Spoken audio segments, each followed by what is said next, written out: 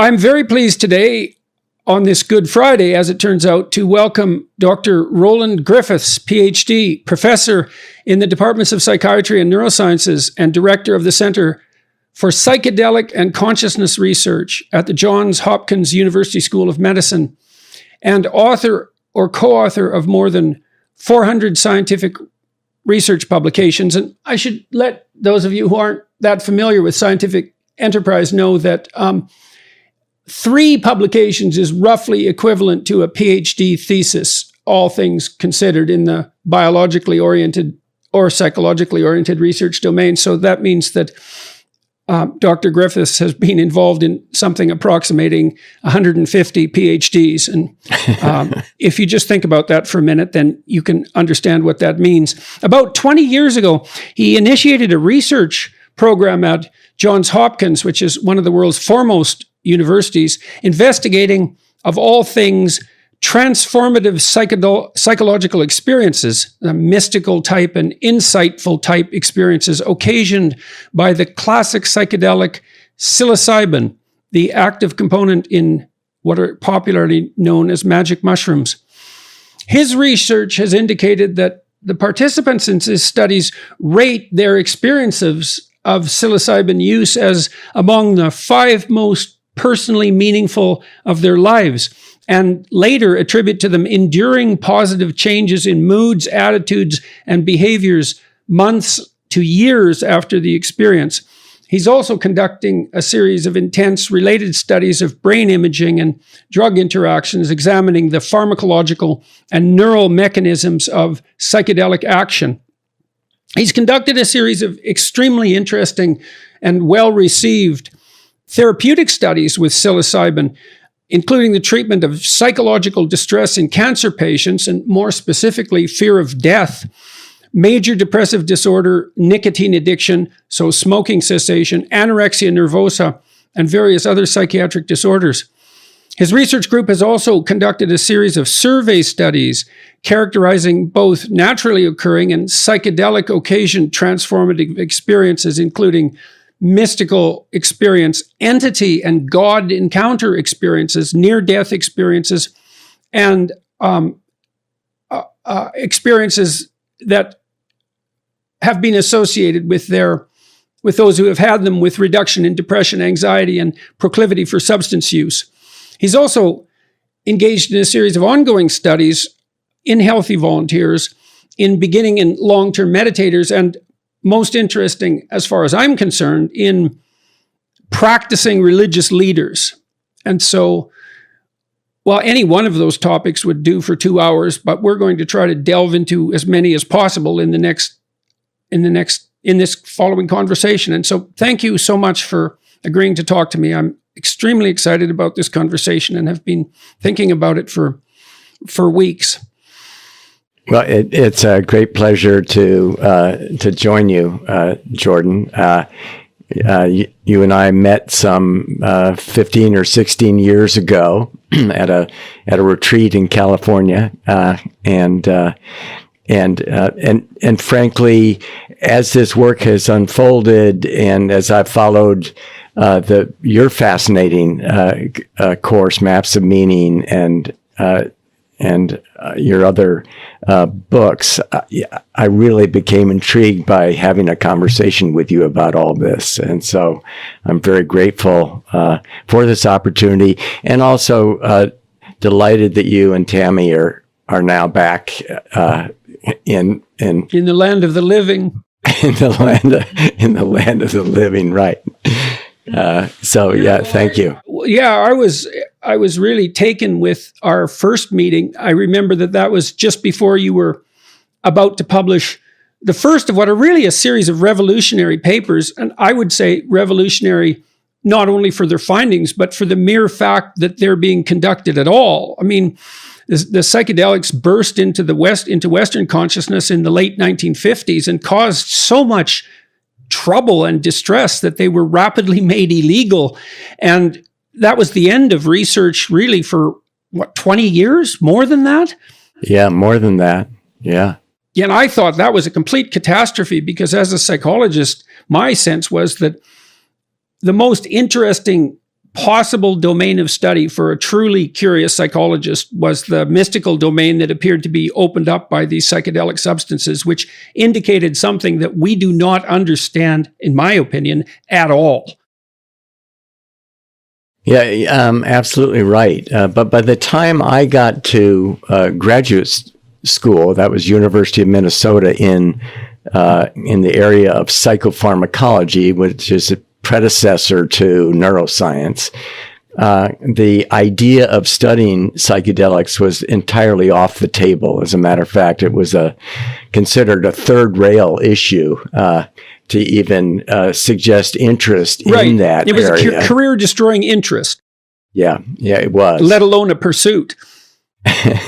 Well, I was so interested meeting you, and when we met in California, we went to this conference on awe, which actually turned out to be quite a good conference. It was a small conference. There was about 30 of us, if I remember correctly, off for 3 days, for the full days. And there were really a series of extremely interesting experiences. We did laughing meditation at one point, which I found extremely interesting and quite easy, but I couldn't duplicate it myself at home. But I was really struck by you in particular because you're not, there was nothing about you that I would have associated with the probability of restarting the investigation into psychedelics in the scientific community. And that's a compliment. That's the deepest compliment, because it seems to me that the reason you were able to pull this off is because you're, what would you call it? Surprisingly sensible and level-headed.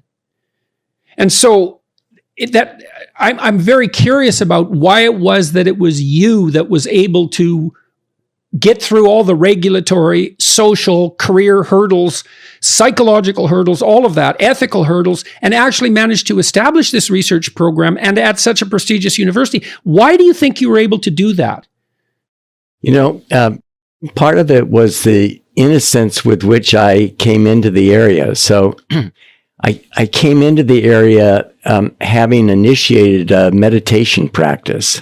And I was trained as a radical behaviorist in psychopharmacology, and which means that you don't pay any attention to motives or thoughts. Those are irrelevant. You want to focus on behavior. That was my observable behavior. It's great scientific training to be trained as a rigorous behaviorist, though. Yeah, and but even in graduate school, I was curious about interiority and had tried to do some meditation, but like so many, when I tried, it became hopelessly difficult. 3 minutes felt like 3 hours.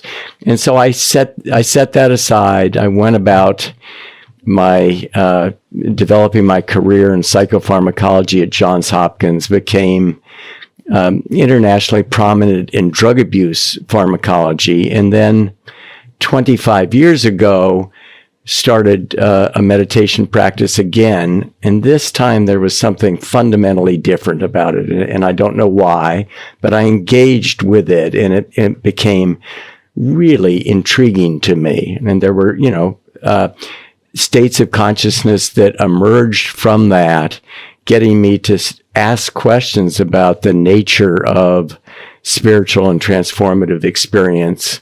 What's going on with meditation. I didn't have a strong religious grounding or background. As a matter of fact, I had flunked out of confirmation school in the 6th grade. But there was something really compelling, and it got me reading about different meditation traditions, different religious traditions. I was trying to understand this whole area of spirituality, and then came to be reintroduced, and I was reintroduced incidentally by Bob Jesse, who organized that conference we went to, and he's an engineer who founded a group called the Council on Spiritual Practices. And I got reintroduced to the idea, well, Roland, if you're interested in spiritual experience, if you want to investigate that, take another look at the psychedelics. And so I came into this just out of raw curiosity, and and frankly, I would have to say that my intrigue with the nature of these experiences was so compelling that it made me question whether I should be allocating all my time to running around the world and giving conferences and giving papers and doing studies on the next abuse liability risk for a new compound. And so that in itself seems quite remarkable. Okay, so let me summarize that to some degree. So you had rigorous scientific training, and of the least mystical kind possible in some sense, because that's a good way of characterizing behaviorism. No concentration whatsoever on subjective experience, and the reduction of everything to measurable to that which can be objectively measured. And I would say, like, some of the most impressive work ever done in psychology was done by behaviorists. Like Jeffrey Gray is a good example. He's an absolute genius, and that all came out of that behavioral tradition. And so did, I think, the field of neuroscience itself. So you established your credibility methodologically, but also as a communicator within that domain. So what do you think you had for a publication record by the time you started the meditation practice and followed this other interest? Well, I mean, at that point, I was a full professor. I had a long history of publication in drug abuse pharmacology. And in that sense, we did measure subjective effects and euphoria and things like that. But I was very well established in that field, had done also a whole parallel set of studies in animal behavioral pharmacology and drug abuse, looking at physical dependence and drug self-administration. Right. So there was no way by that time of casually dismissing any interest that you might manifest. You'd already established yourself and as a highly credible researcher. And so that was a precondition for the next move. Why do you think your interest in this alternative domain, let's say, became so intense that it was able to displace an already developed expertise and a fully functioning career in this other direction? What was going on?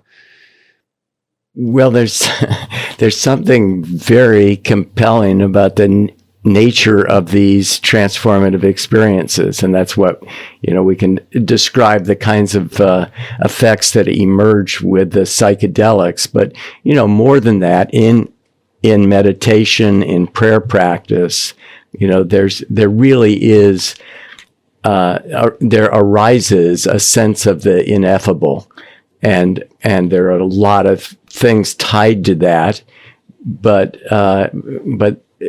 meaning is integrally involved in that, and that frankly just became so compelling to me. As a matter of fact, it kind of dwarfed my interest in drug abuse pharmacology to the point that I actually considered at one point dropping out of the scientific academy and going off to India to an ashram to do much more intensive meditation practice. So, were there existential reasons for that, or was it merely a matter of where your curiosity took you? You had a very well established and productive, and I would presume meaningful and engaging career. I don't know how you found the teaching aspect of that. Was that rewarding to you as well, or were you more a pure researcher? A pure researcher. Okay. But you had a fully functioning professional life at that point, but something gripped you. And were there personal reasons for that, or do you think it was more a manifestation of curiosity? I think it was raw curiosity, but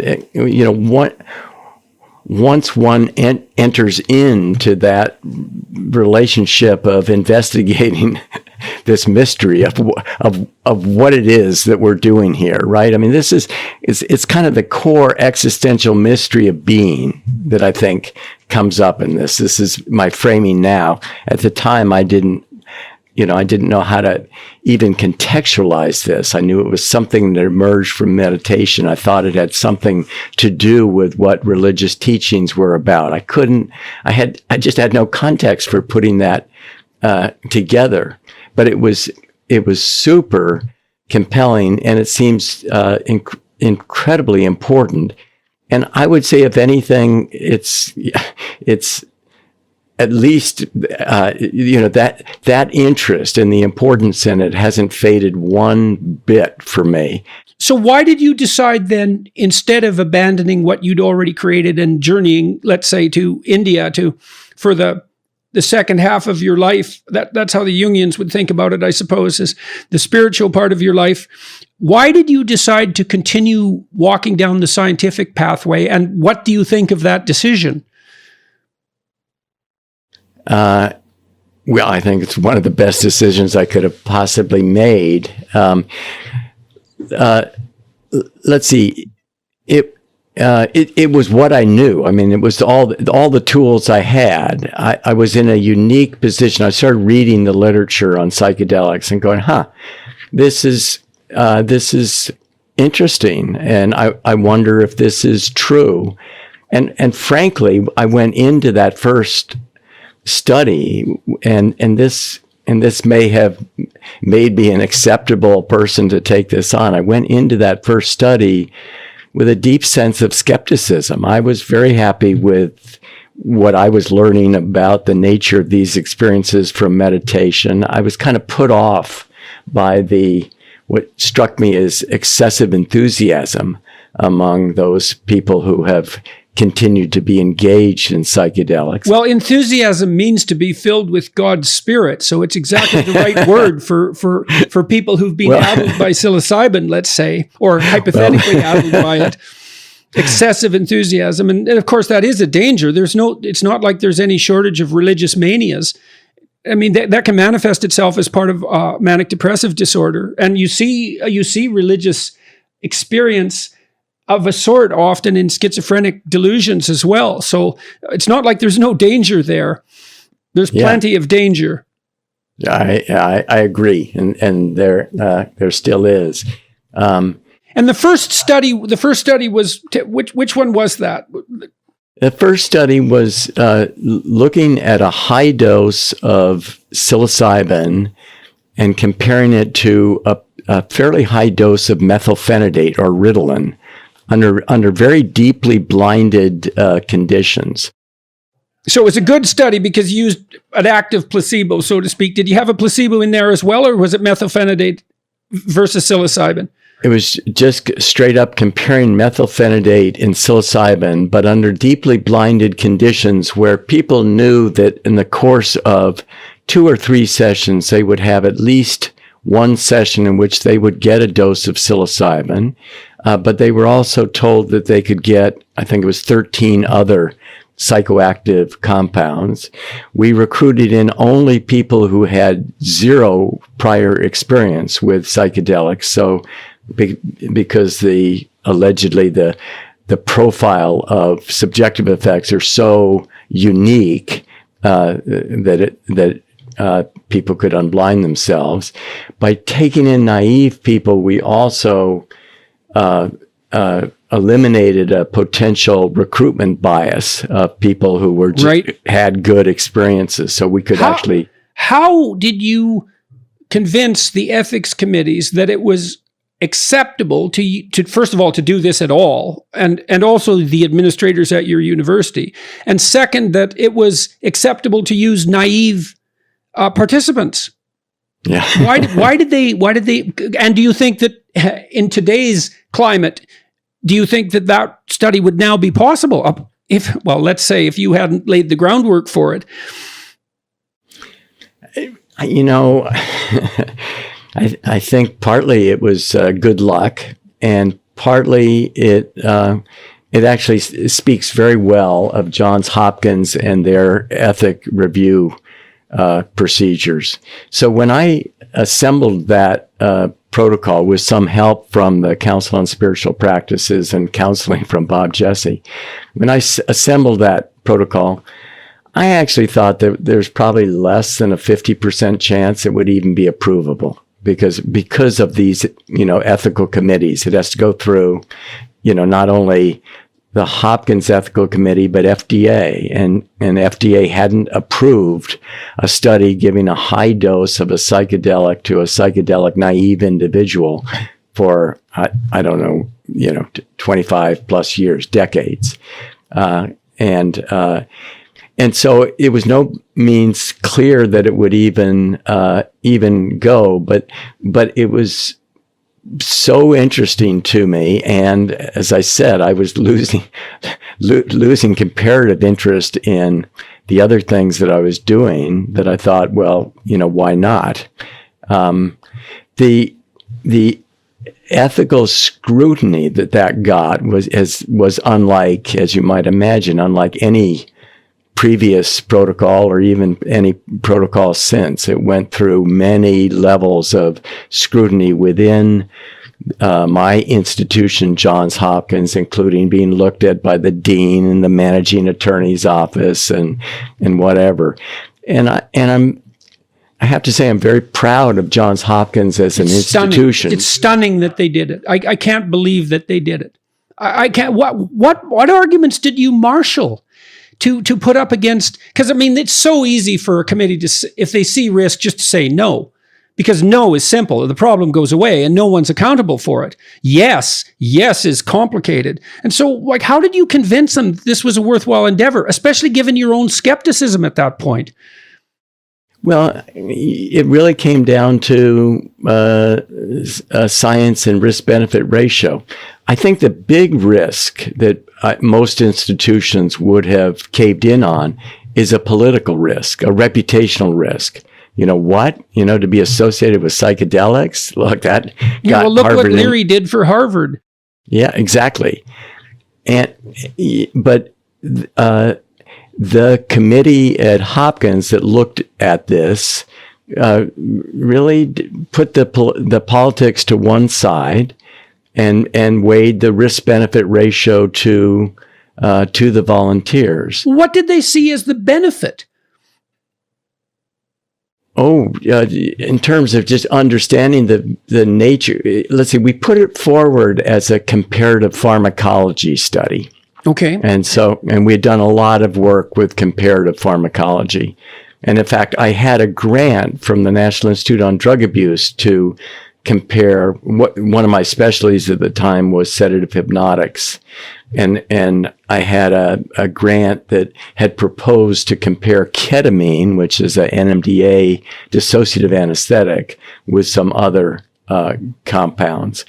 And so I modified it to say, well, we were going to look at ketamine, but I think we'll look at psilocybin. And instead of comparing it to a classic so there was some incrementalism there, because ketamine's already radically psychoactive, although perhaps not so much as a pure psychedelic, let's say. So there was some incrementalism, and you'd already got support from granting agencies, and you had all your credibility behind you.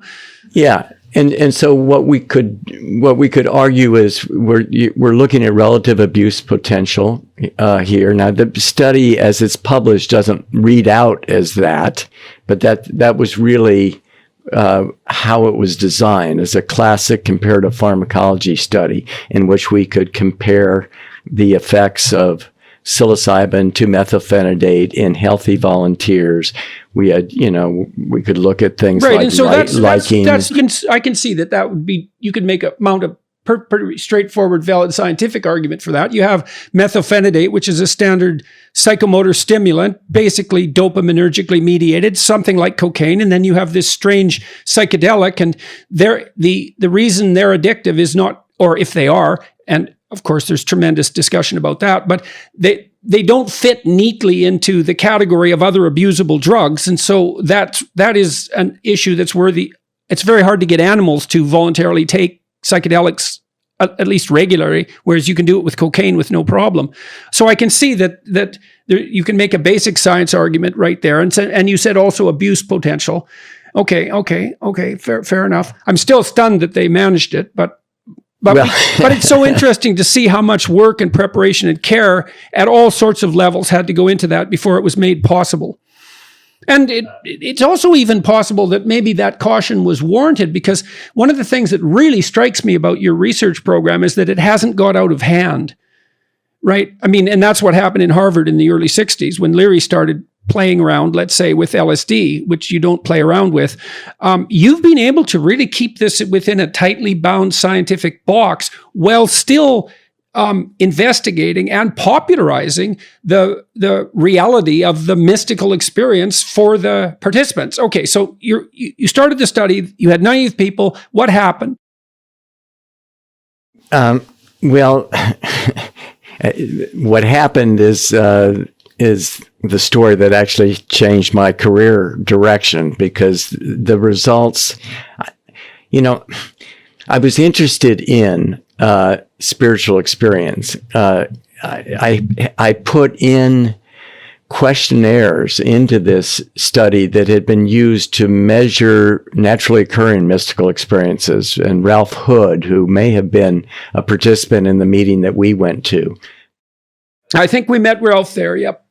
Yeah, had a nice questionnaire. But I wasn't sure what to expect, and whether the effects would live up to what struck me as exaggerated claims by the psychedelic and enthusiast populations. But indeed, what happened was under these blinded conditions, and both the guides were blinded and the volunteers to what drugs were administered, other than on some session they'd get a dose of psilocybin. And what emerges, number one, that immediately during these sessions that are done after careful preparation. So they're really curated experiences in which we meet with volunteers for 8 preparation hours prior to the session. And then they come in, they take a capsule. We ask them to lay on a couch for the duration of the session, which can be up to 8 hours, 6 to 8 hours. We encourage them to use blindfolds so that their visual system is cut off. We have them use earphones through which they listen to a program of music, and so it's an introvertive kind of. Do they select the music, or do you select it? We select it. What were your guidelines for selecting the music? Well, our main guide, who played a very important role in our initial study, was Bill Richards, and he had actually done psychedelic work at Maryland Research Center back in the 1970s. And so he had a strong bias toward Western classical music. And so our initial playlist was very strongly influenced in that direction. Since that time... Any particular composers? Like, was it heavy on Bach, for example? Well, not particularly heavy, but it covered a range of classical composers.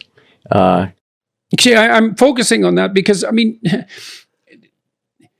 music and dancing are components of psychedelic experiences that stretch back tens of thousands of years. And so the fact that it's easy to skip over these details in some sense. You had people lay down, their eyes were closed. Okay, so they're not having a sociological experience of psilocybin.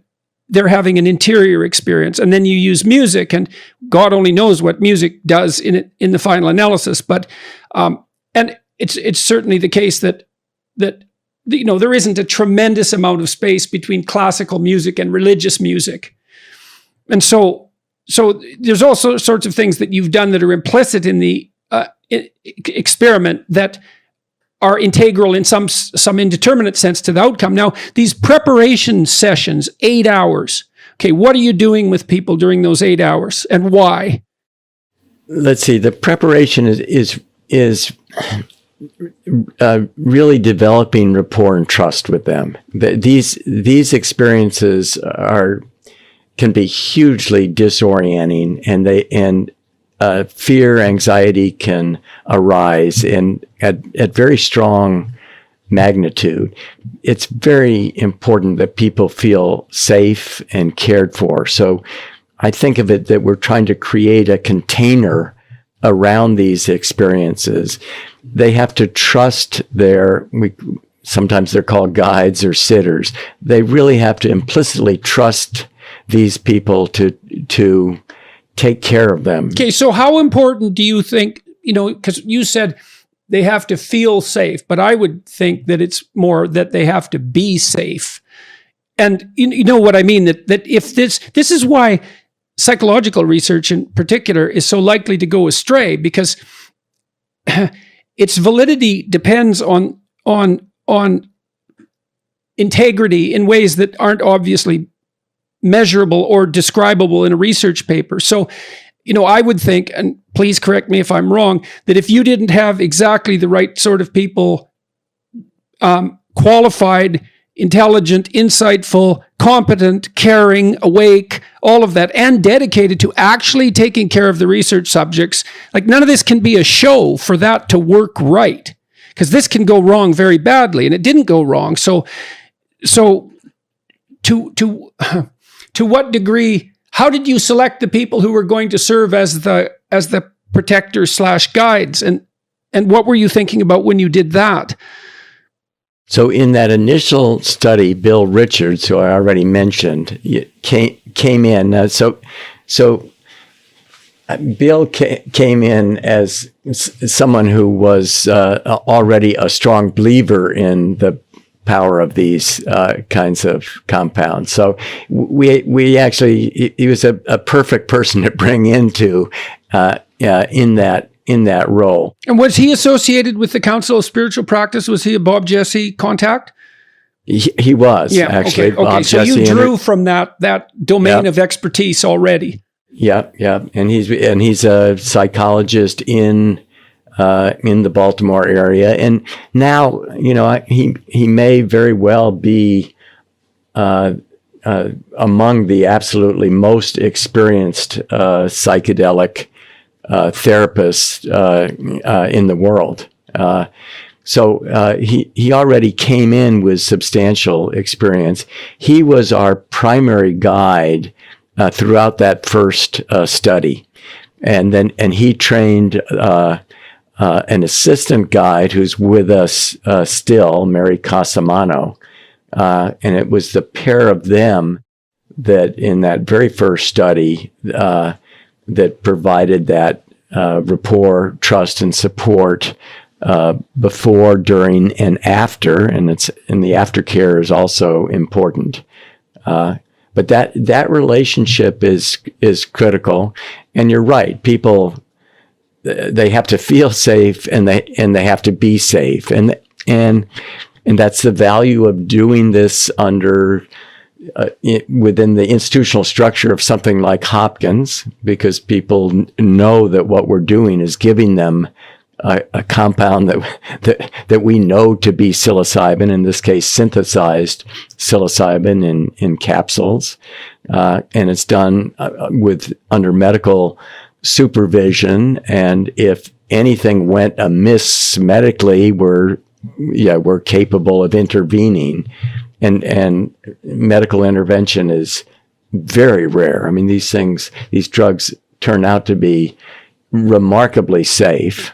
But these kinds of sessions certainly can go off the rails.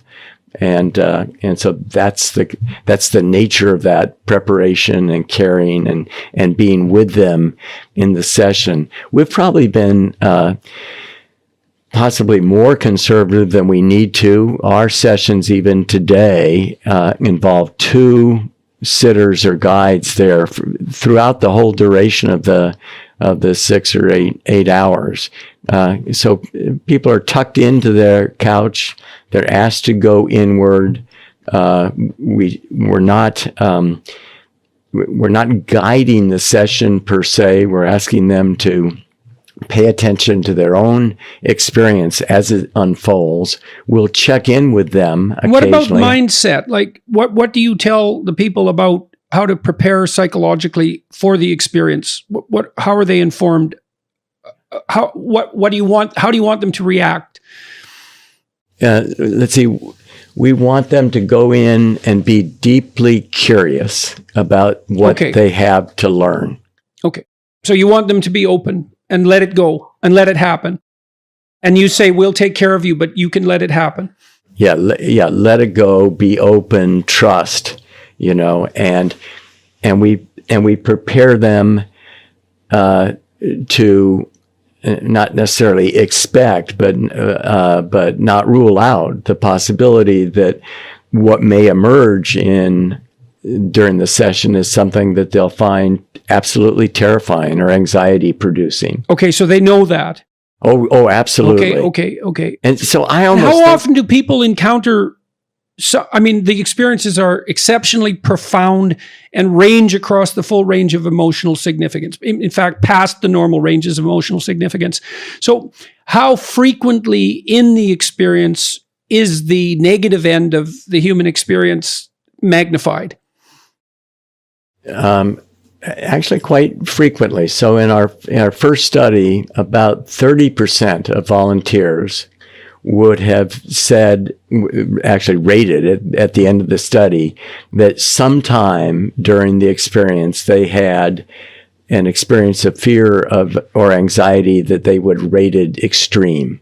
Now, very often those are short-lived experiences, and to the extent that they drag out over long periods of the session, the outcomes are going to generally be less favorable.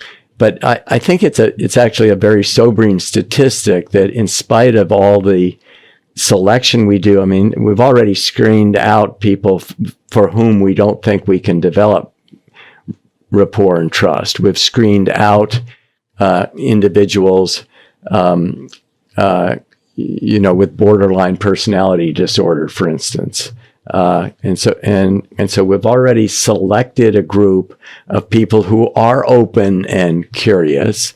We're giving them all this time and attention, yet about 30% will experience some significant anxiety during those sessions. What's important is that it's very, very rare for anyone who has a session of under these kinds of conditions to report after the session that they feel as though their life satisfaction, has been decreased. Most people, even if they have a difficult experience, will interpret that experience in a context of meaningfulness. And in some cases, it's actually through the doorway of the most difficult portions of the experience that the greatest learning comes up. So let's dive into that a little bit. I mean, it appears as though historically when people were preparing for experiences of this sort, that they would often undergo a process of ritual purification. And I'm going to just abandon the ritual part of that and assume that what they were doing was attempting some moral purification, that they were settling their accounts, that they were trying to ensure that they didn't walk into the experience with excessive karmic baggage that they could conceivably shed, that they were very careful to prepare themselves so that their consciences weren't weighing on them any more heavily than they needed to. And when people undergo these negative experiences, but still emerge, let's say, with the judgment that was worthwhile, what's the essential nature of the negative experience? I mean, it's not contentless terror. It's not that unformed. It's more personal. The interesting piece of it, Jordan, is that it can take many, many different forms. So one example that we give is because psilocybin very often has a lot of visualizations attached to it, either imagery and sometimes realistic imagery or patterns or whatever. And so we'll say, well, for instance, and this can happen, if during the session a demonic figure, comes up and starts to approach you, your job is to be interested and curious about it, to recognize that this is a display of consciousness. We'll often say there's nothing in consciousness per se that can hurt you. And what we want you to be is interested in this. And so instead of reifying an image in your mind, so take the demon, instead of reifying it, and if you do, you'll either choose to run from it, and then you'll spend the entire session running from this demon that's going to annihilate you until you're exhausted and the psilocybin's gone. Or alternatively, you may choose to fight it, but by fighting it, you've also reified it. And what we really want you to do is be really interested in it and be curious about it. And so it's terrifying. It's a construct created by you, for you, probably to terrify you, and be interested in it and curious about it. And it's through that recognition, although the hair on the back of your head may be standing on end, we would much rather have you approach it, and in effect, ask it what it's doing there. What am I to learn from this? And what the guarantee is that whatever the nature of that is, and it can take any number of forms, and it's not necessarily a monster or just visual, but whatever it is not going to be static. I mean, unless you reify it, unless you make it static. If you actually investigate it, it's going to start changing. And then initially, it actually might become more terrifying, but it can't and won't continue to do that. It's going to dissolve, and it may dissolve into something disgusting or beautiful or transcendent or silly, but it's going to change. And your job is just to stay with the experience and recognize that you're empowered in a way to approach whatever it is that emerges in consciousness. And my own sense, I'd be very curious about how you interpret this from a clinical psychological point of view. But my sense of that is that that's a hugely empowering experience for people to have, that they have literally faced the dragon. They have faced the greatest terror, whatever form it's taken, and they've come out recognizing that they're safe, they're empowered, and that can be a life-changing experience in and of itself. Because after you really have been there with the demon, the worst demon of your dreams, and faced it down and looked it in its eyes and realized it's actually nothing other than an object of consciousness, nothing other than yourself, then what is it in life that can put up an obstacle with that much fear for you? It's very much like a classic initiation ceremony. I mean, one thing that clinicians have agreed upon, regardless of their school of thought, let's say, is that voluntary exposure to obstacles in your path that are threatening or disgusting is almost inevitably curative. And it seems that the rule is that which you approach voluntarily shrinks as you approach it, and you grow. And if you run, the reverse happens. And you can play that out very straightforwardly if you're a behaviorist, because if someone's afraid of an elevator, then you have them stand 10 feet from the elevator, and then 9 feet, and then 8 feet. And not only do they learn that, what they learn is that they can withstand the fear. That's what generalizes.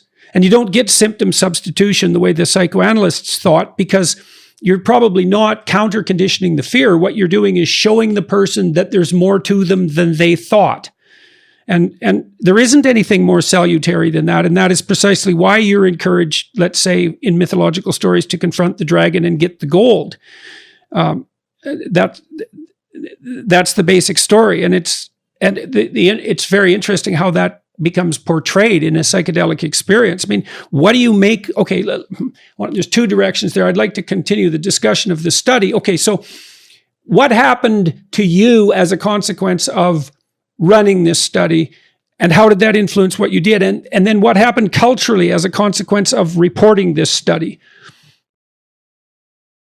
So I think the most interesting and unexpected finding for me was I was deeply interested in the nature of that initial experience, but the most interesting thing to me occurred when people returned 2 months later. So this first study, we were giving sessions at 2-month intervals. So people would come in, they would have their session with, they would.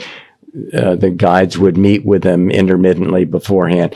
And then they would come back for the second session. They'd sit down in my office and this is just a vivid memory. It was one of the very first volunteers. And I asked them, well, so, what do you think of the first session? I'm just curious as to what you're thinking. And the person said, I think about that every day. That's among the most important experiences of my whole life. And I thought, what? I mean, now at this point in my career, I've given, dozens and dozens of different psychoactive drugs to people, both healthy volunteers and drug abusers at high doses. Oh, how high was the dose typically among street users? 2 grams is a moderate dose for psilocybin of the actual mushroom. 4 grams, I think 5 grams is what Terence McKenna called the heroic dose, isn't it? What kind of dose were you giving in that? This is equivalent to a 5-gram dose of mushroom. So this was not a trivial pharmacological experience. This was over the top. Well, that's in the dose right range at the where top. it's not a beginner's experience in some sense. It's the full-fledged thing. Yeah. Okay. How did you settle on the dose? Well,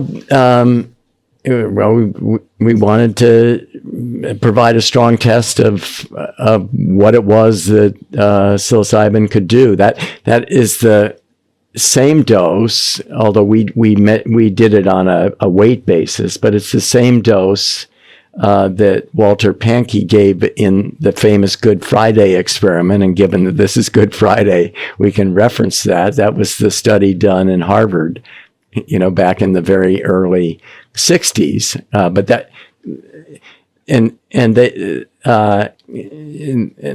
There were some limitations to that study, but in effect, many of the things that we showed were consistent with what they had ended up reporting.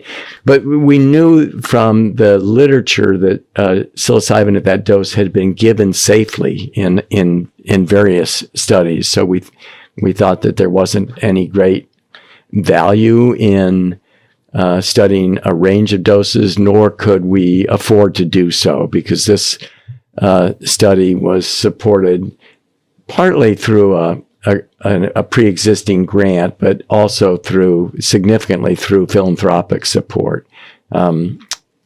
So people came back 2 months later, and they said this, and you listened, which is also extremely interesting, because it did violate some of your presuppositions, even though you were curious about this. Yeah, so it just was hugely unprecedented in my experience, that someone would say, that experience I had 2 months ago, I think about every day, and it's among the most important experiences of my life. And, my first thought was, what kind of life experiences do these people have? This seems absurd to me. And when you quiz them about it, they would say, well, when my first child, was born, my whole life changed. I'll never forget that. when my father died, that's, a huge life changer. It's kind of like that. And so they're describing it in a metric, across their life experience that actually makes a whole lot of intuitive sense. Sort of major existential episodes. Yeah. But it's so different than any other psychoactive drug I had ever looked at. So I was accustomed to measuring acute effects and describing those acute effects. And so, if you give cocaine or an opiate or a dissociative anesthetic, and ask someone a week later or much less than a couple months later, well, what was that like? They'll tell you, but they're drawing on memory, oh yeah, we got drunk and we had a good time and we laughed a lot, but if you said, well, is that important to you? It wouldn't be unless they've learned not to drink that much. Right. But this has embedded existential personal meaning of kind of the deepest order. And so after those interviews, we put together another set of questionnaires that we have used since then. And that's actually rating these experiences with respect to your entire life experiences. And so just replicated across now a variety of studies. We can show that, it's usually 80 to 90% of people rate these experiences in the top 5 of their life. And in that first study, I think 30% rated it as the single most spiritually significant experience of their entire life. So it's of that order of magnitude. Right. So now you went in there with this some a priori skepticism, but you'd also been gripped already at that point by some intuition that there was something in that domain of experience that was crucially important. And so now people came back and said, well, look, I've experienced that and, it had a huge impact on me. And so what happens next in your where do you take that? You develop this new questionnaire. What's the next study and why? Well, yeah, so it interfaced with my own experience because, I'd been involved with meditation. I appreciated aspects of the primary mystical experience, and we can talk about that those are the qualities of the acute experience that seem to predict these longer term attributions of meaning and spiritual significance. Right. So so were there people who took the psilocybin that didn't have the mystical experience and that didn't report the long-term effects? Or was everyone who was everyone affected by the psilocybin regardless of No, there's some variation, and some people will not have classic mystical experiences, and some people won't have classic mystical experiences yet will describe them as meaningful. But overall, those people who have these experiences that we describe as classic mystical experiences are the ones that will report enduring positive changes. And there's a good correlation there. And what kind of changes are they reporting? Sorry, I also interrupted one of your points there. Yeah.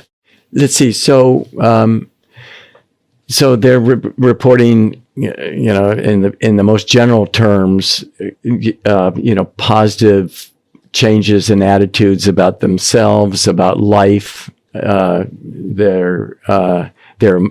emotions, behavioral changes, spirituality are all changed in ways that are felt to be deeply meaningful and significant. Right. So things are better. So they report that their lives are better, but it's not hedonic better, like cocaine better. It's not psychomotor stimulant better. It's philosophical better. And I mean, that's why I think your findings on this increase in trait openness are so absolutely well, they're unbelievable. First of all, they're so powerful. It's just, and I have no idea in the final analysis what to make of them, but it is really something. Stop me if I'm wrong, but it's like a philosophical deepening, and it is better conceptualized as an expansion of the experience of significant meaning rather than a generalized rise in positive emotion. Like, you didn't get an increase in extroversion, which is the positive emotion dimension. You got an experience in openness, which is the creativity dimension. And it's also associated with revelatory thought, right? Because openness looks like the trait that we would identify as creativity, and creative people are generative in their ideas, right? They're intuitive. They have these insight experiences that you were also interested in. They're able to make associations between distant thoughts and observe patterns. And if you're high in openness, you're also interested in ideas. You tend to be philosophical in your outlook. You have a strong affinity for fiction and narrative. All of that clumps together. And your research, maybe we can go there next, is you showed that after a single dose mystical experience on psilocybin, people moved the equivalent of from the 50th percentile to the 85th percentile in trait openness, one standard deviation. And so that was permanent. Okay, so talk about that, and what the hell happened, and what do you think's happening neurologically? Yeah, well, let me back up to the acute experience and describe components of that, because that explains then, I think, how people are looking back at these experiences. So the key features of this so-called primary mystical experience, and we now have developed a very good questionnaire that's psychometrically solid and can measure this. The key features of this are this sense of unity, this sense of the interconnectedness of all people and all things. And that can be experienced both introvertively, and that is that everything is within, or it can be experienced extrovertively. And the whole, the literature on mystical experiences, outside of drugs, was laid out, and set forth this kind of template. So there's this sense of the interconnectedness of all people, all things, the unity. Yeah, the meaningful interconnectedness, right? That somehow that's all connected, not just connected, but also that the entire pattern of connection has some transcendent or ultimate significance that's hidden from us. Yeah, let me go into the other qualities. So it's that unity that's accompanied by a sense of sacredness or reverence. So there's something about this experience that's felt to be deeply precious, if you don't want to use a word that's tinged with spiritual implications. But there's something deeply precious about it. And then there's the noetic sense. Not only is it precious, it's absolutely true. And for most people, they will endorse it's more real than everyday waking consciousness. It's more real than real. And then there are sub-factors to the mystical experience, and that's positive mood, transcendence of time and space, and ineffability. One of the first things that people say in coming out of these experiences, when I walk into the session room and ask them, well, tell me about your experience, they'll kind of look down and maybe smile or look baffled, and they say, I can't even put this into words. And I'm thinking, okay, well, that's one of the 6 criteria here. So what I think is that this sense of unity, the fact that there's some sense that we're all in this together, this is all interconnected, there's a wholeness there that's precious, and it's absolutely true. And with that, it may be that noetic quality that it's absolutely true might account for why these experiences then are sustained. They have enduring effects, because people believe that there's some fundamental truth value in what they have learned. It's not like getting drunk and saying, yeah, I had a great time, but you don't learn anything, important on how to conduct your life going forward, other than maybe not drink so much. But this is something at a very personal level, and then I think that explains a lot of how it is that people then come to change. So very often,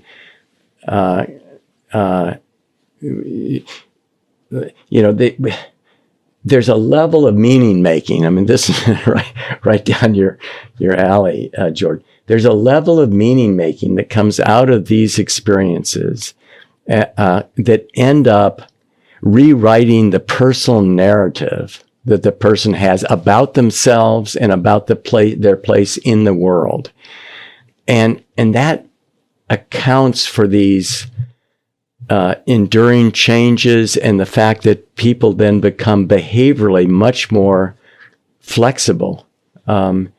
Because if that narrative structure is changed, then the analogy I think of is you're rewriting the underlying operating system. And with that, everything can change. People can change their life courses in ways that they were unimaginable before. So let me make a couple of comments about that, and you tell me what you think about this. Okay, so when I've looked at, I think of the operating system as it has a narrative structure fundamentally, and the reason for that is that we have to know how to behave, and narratives are about behavior, and narratives address the question of how we should behave. There's a perceptual element too, because you have to perceive in order to act. And so your perceptions are very tightly linked to your behavioral aims. And that's quite clear from the hardcore psychological literature. Okay, so my sense of the deep narrative, because I think that the world is best construed, and I do mean best construed, as a place of order and chaos, and that can be technically described, the distinction between those two, and that there's a battle between good and evil going on against that background. Now, I want to talk about the good and evil background a bit because it pertains to this rewriting of the narrative. So I look at stories like the story of Cain and Abel, which is a very ancient story, and it's clearly a story of good against evil, and it's a foundational story because it's really, in the Western culture, in the narrative tradition, it's the story of the first two genuine human beings, because Adam and Eve are made by God, but Cain and Abel are born. They're the first actual people. And one of them is a murderous, genocidal psychopath, and the other is a hero. And so you see that dichotomy there instantly. And so Cain is the adversary, the dark narrative, the dark force, let's say. And why? Well, what happens to Cain is that he struggles and sacrifices like we all do.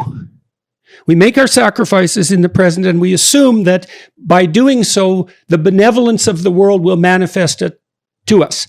That's why we're willing to forego gratification and to work. That's all sacrifice.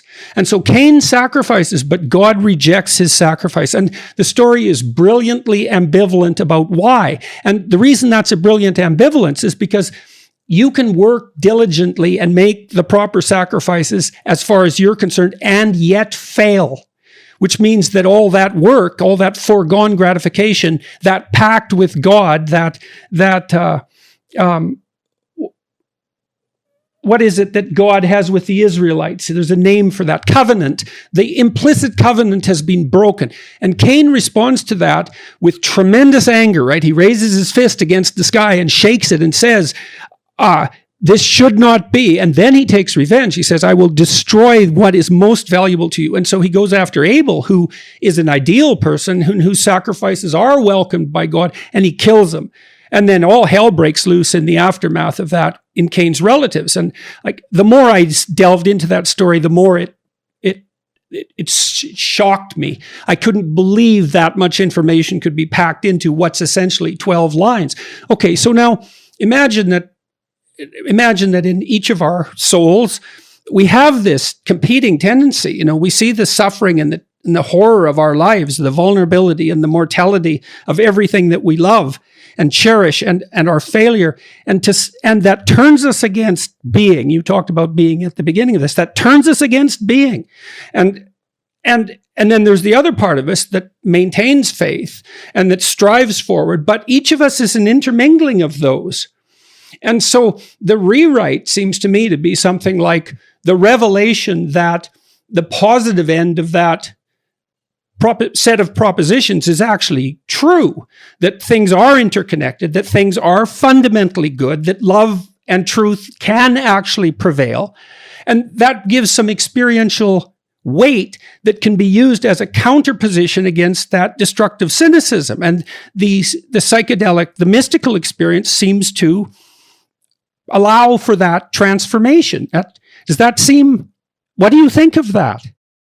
Yeah, that sounds right. I mean, there's something hugely curious about the nature of these experiences, because they appear to be strongly biased toward this benevolent sense of wonder. Yeah, and that's associated with that certainty of truth, which is not what you'd expect, right? Because it's not that easy to make a powerful, credible case for benevolence and truth.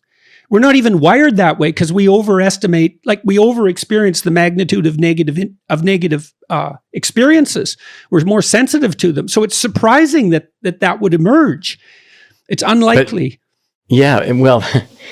But isn't it interesting? I mean, the fact is, that these experiences that occur with the psychedelics are very much part of naturally occurring experiences of this type. So there can be conversion experiences or religious experiences that come out in, under various conditions, either spontaneously or in prayer practice, in breath work.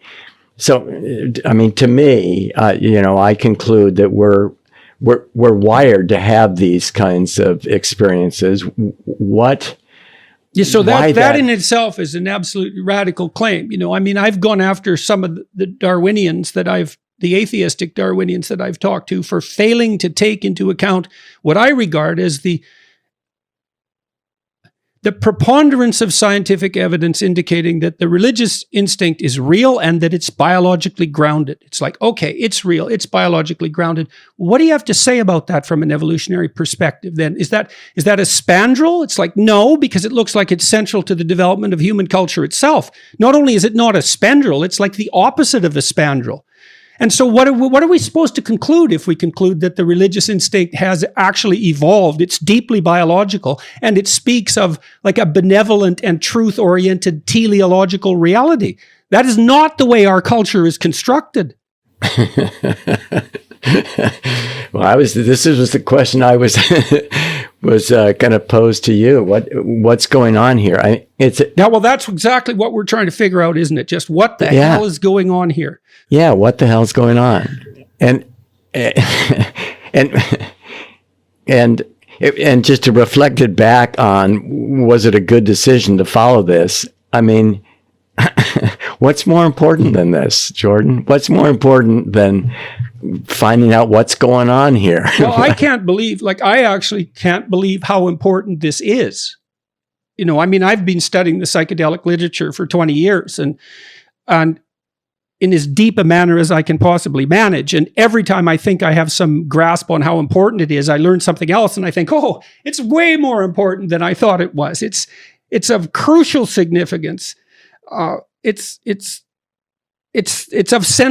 literally of central significance. It's literally of central significance. And so now it needs to, partly why I was so interested in talking to you is I'm trying to figure out, it's like, okay, well, what happens if we take this seriously? Like if we start to actually take this seriously with dead seriousness, what's the consequence of that? And so, all right, so let's look at the fear of death. That's the place I want to go next. And there's a couple of things I'm interested in about that. The first is that so you have this study showing that cancer sufferers take psilocybin and they show a marked reduction in the fear of death. And that gets stranger the more deeply you investigate it. And there's these ancient Eleusinian mysteries that seem to be associated with something like the experience of a voyage to the land of the dead, an encounter with ancestral spirits, a religious transformation, and then the eradication, or at least the diminution of the fear of death. But all of that mythological baggage, so to speak, went along with the experience. So there's a journey of some sort to a place of some sort that seems to have commonality across different individuals, strangely enough, that results in this pronounced transformation of the existential consideration of mortality itself.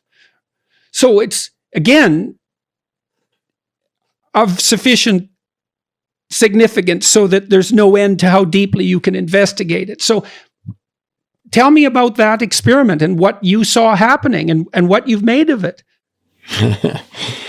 So these were cancer patients who met diagnostic criteria for significant anxiety or depression secondary to their cancer diagnosis. And, you know, as you well know and can appreciate, when someone's facing a life-threatening illness, that can be hugely disruptive to them.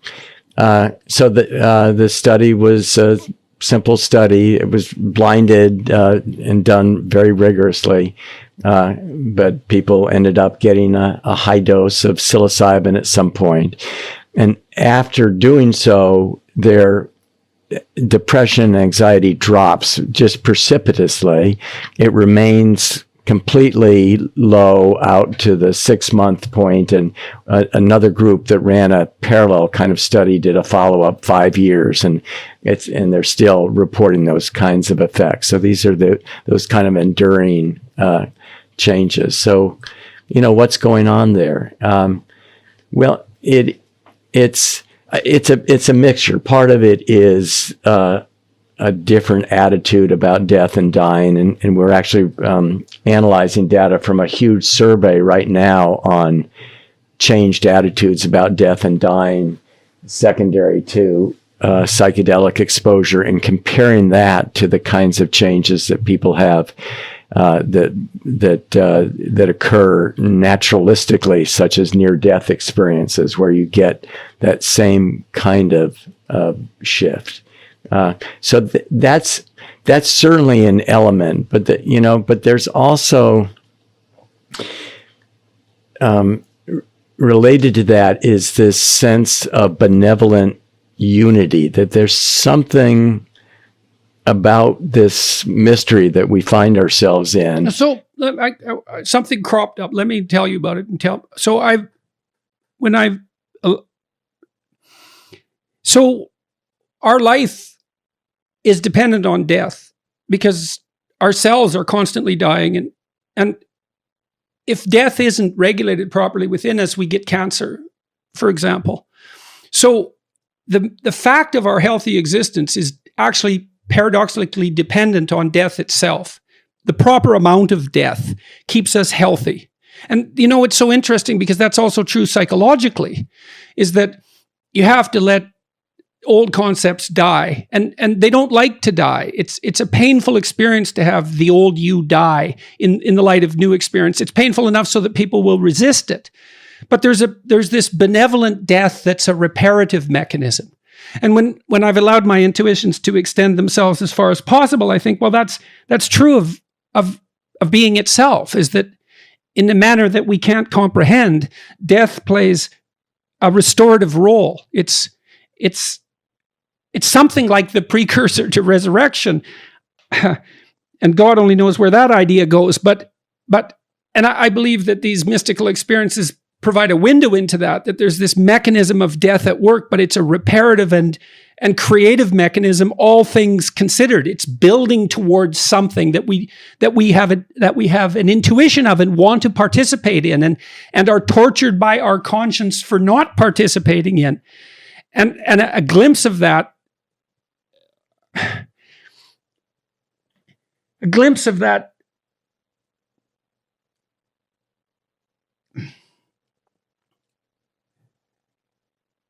it at least shows you that there's more going on than you think, that there's more going on than you want. So much of hopelessness is a consequence of premature closure. I am certain this is hopeless and pointless. Well, that mystical experience can dispense with that certainty. I'm not so sure that I know what's going on. I'm not so inclined to be to not have doubt about my own skepticism. So, all right. So back to the study. Let me just pick up on that, because one of the questions that I found myself asking people as they enrolled in the study is, what do you think happens when you die? And it's a very interesting question to ask people. And, and there are those who say, it's computer, it's lights out, it's unplugged, that's it. After these kinds of experiences, there's a crack in that doorway. There's less certainty about that, and that is part of this. Part of the kinds of changes that come about with these experiences. There's a shift in worldview, a shift in a sense of the nature of consciousness, maybe having an eternal quality to it, and that can be tinged with spirituality if someone interprets it in a religious framework. There's something enduring about that, and so the certainty that everything ends at the moment of death it becomes into more significant question very often with these kinds of experiences. But I don't think it accounts for everything. There are people who come out of these experiences still saying, well, I don't believe in, in any kind of afterlife or anything existing, but there is a sense that they may have of the elegance and the beauty and the benevolence of the entire process that just makes them feel filled with gratitude for the opportunity to be a sentient being and have this experience. There's something celebratory about gratitude? that. Why that emotion in particular? Did you focus on? I think that's actually I think that's the core to what very often, well, at least what I believe comes out of these experiences. There's a sense of wonder that comes out of the mystery of what it is that we don't know. I mean, there is this hard problem of consciousness, but most people don't contemplate it very, very seriously. With a psychedelic, it's almost impossible not to be astonished by how much and humbled by how much you don't understand about the nature of your own mind and the nature of reality. And so we're confronted with this mystery of what is this about? How is it, that we're these highly evolved beings, that have developed the capacity to sense things, to walk, to talk. We've developed societies. We've developed, science as a methodology. We can communicate. And on top of all that, the astonishing fact is that we're aware that if we, and that wouldn't have to be the case, and that's the hard problem of consciousness. And well, I think there's even a harder problem, which the mystical experiences seem to shed some light on, which is to what degree is being itself dependent on consciousness? Because there is the problem of consciousness, but there's the problem of being. What does it mean that things are? Well, it seems to mean, or at least you can make the case that, well, things aren't unless they're experienced. Because what sort of being is there in the absence of any experience whatsoever? It's all there is all you can do is construct the hypothetical picture of what being would be like in the absence of consciousness as a conscious creature would formulate that. That's the best you can do. But that's still dependent on consciousness. And so there's a real mystery there, which is, well, and I don't think it's a mystery that's properly addressed by, I'm an evolutionary biologist for all intents and purposes in my orientation, but a reductive materialism doesn't address that problem. And there's many other problems it doesn't address as well. And it doesn't address them if you take them seriously. It's like there is some relationship between consciousness and being. And I don't see how that's not easily explained by making consciousness an epiphenomenon of matter. That just makes matter more mysterious as far as I'm concerned. It doesn't get rid of the problem. But therein comes the gratitude, right? The very fact that we are gifted with this experience of experience.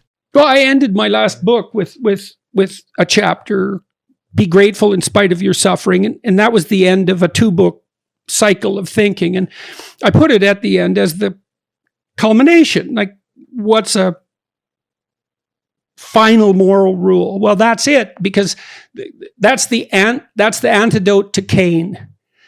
And I take Cain's argument seriously. It's a serious argument. Are things so terrible that they shouldn't exist at all? Well, you can accrue a fair bit of evidence in favor of that hypothesis. It doesn't lead to the right place. It makes everything worse as far as I can tell. And I haven't encountered a situation personally where gratitude wasn't better than its alternative. And the alternative seems unbelievably destructive. Resentment, I think, is the opposite of gratitude. And resentment can be a salutary emotion in that if you notice its emergence in your life, it signifies something that you should pay attention to. But I have seen nothing about it that's positive as something to be cultivated. You certainly don't teach your children to be, if you sit down and have a discussion with your wife about what sort of children you want, you never say resentful. Now, everybody agrees that that's toxic beyond tolerability. And so we know there's something wrong with it. And it is I think it's extraordinarily interesting that you focus on that particular experience. And I think that's a humbling as well, that gratitude.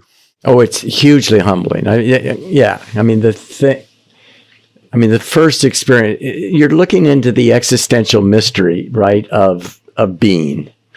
And it's a mind-boggling proposition that initially is unfathomable, and then from that emerges this gratitude for that opportunity. And if we want to circle back to the cancer patients, it's that gratitude, for the opportunity to live, whether or not they believe that something occurs after death. There's a celebration of life, and very often a joy. It's really quite remarkable to see how people who have been so transformed, how they interact with family members who are, turn out at that point to be more distraught than they are very often. And so what sort of transformations do you see in their actions with their family members? Oh, they're reassuring. They'll say, there's a realism to the seriousness of their condition. So, they'll say, this is very sad. I'm dying. I'm going to leave. But it's okay. It's okay. Everything is all right. Yeah. So the transformation is so radical that not only do they suffer less with regards to their own mortality, but they're transformed sufficiently so that they can now attend to others, despite the fact that they are the people that have the fatal illness. Yeah, they become the caretakers in the family unit, and it also has the potential for totally shifting end of life care, because if you're no longer grasping to every shred of every minute of life, there's a deep interest in connecting and staying connected, and so you're much less likely to elect to go in the hospital and under incredibly brutal conditions, to achieve those last days or weeks. So the potential actually in terms of large kind of cultural change to change death and dying and how we handle that as a culture is very significant.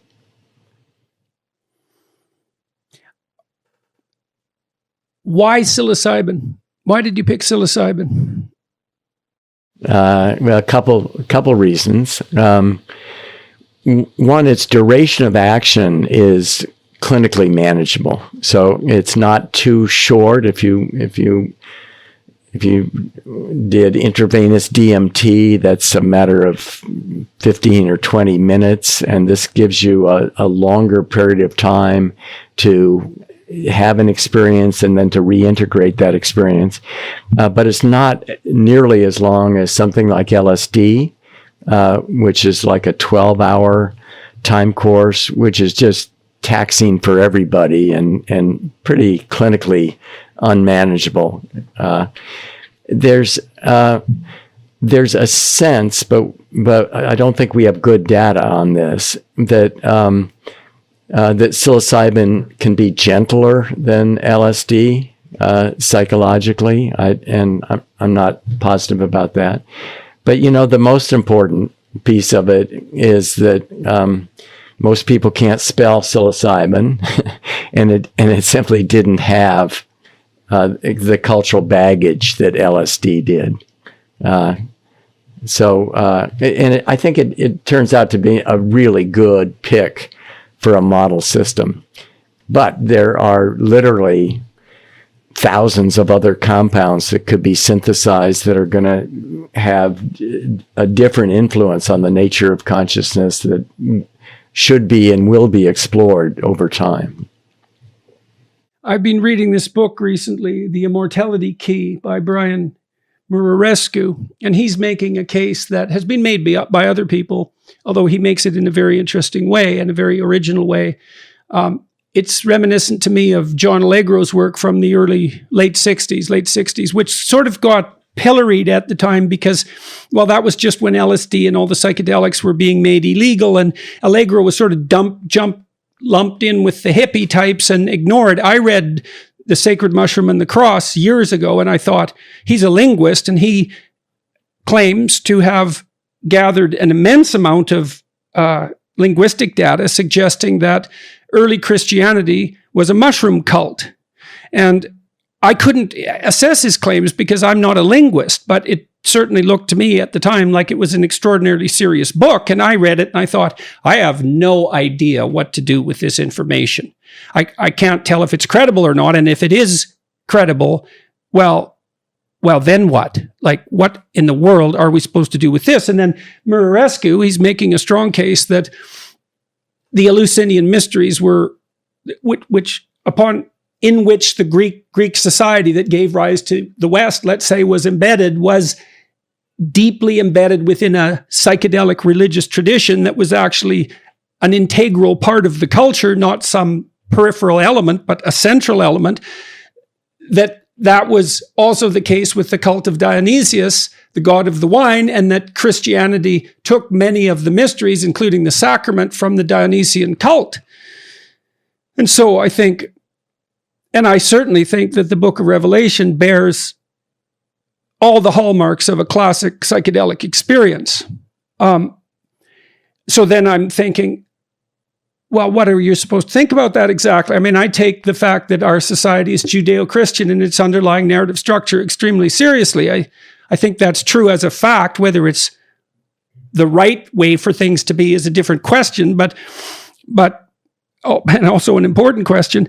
But I have no idea how to conceptualize our relationship with psychedelics. So let me tell you my most paranoid thought about this, okay? You tell me what you think about this. Yeah. So on the one hand, you have the most extreme idea on the one hand is that psychedelic experience is a gateway to something that's actually divine.